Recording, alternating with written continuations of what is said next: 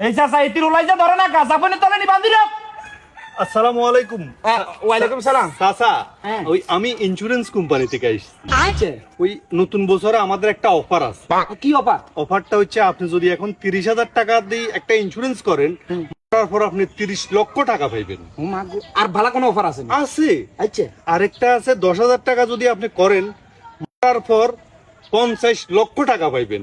ও বাবুরে, তুই যা অফার কর বেগেন তো আমরা মার পর ওই বাসি থেকে কি কোনো অফার আছে না? এটা কো বাঁচি থাকতে কে আপনার ইজ্জত করেনি? এটা তো বাস্তব করে না।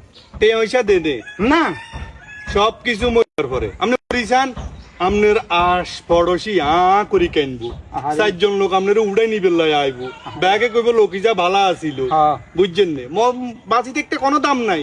আচ্ছা মুশকিল দাম আছে। হ্যাঁ এক কাম করো তুই 10,000 দিয়ে ইয়ে করে দিও। ঠিক আছে চাচা। আচ্ছা কালে কাগজপত্র লই চলি আই। ওকে, ধন্যবাদ চাচা।